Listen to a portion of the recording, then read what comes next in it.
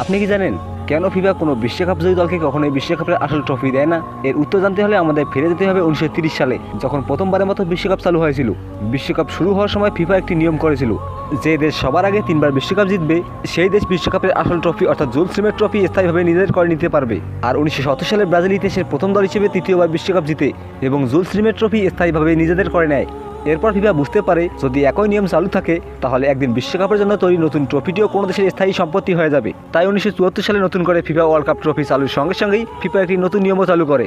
সেই নিয়ম অনুযায়ী আসল ফিফা ওয়ার্ল্ড কাপ ট্রফি কখনোই কোনো দেশের স্থায়ী মালিকানায় যাবে না, অর্থাৎ কোনো দেশ যতবারই বিশ্বকাপ জিতুক না কেন তারা কখনোই বিশ্বকাপের আসল ট্রফির স্থায়ী মালিক হতে পারবে না।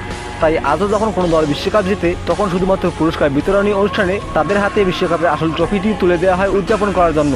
এরপর সেই আসল ট্রফিটি আবারও ফিফার কাছে ফিরিয়ে দিতে হয়, আর চ্যাম্পিয়ন দলকে স্মারক হিসেবে একটি অফিসিয়াল গোল্ডেন রেপ্লিকা ট্রফি দেওয়া হয়।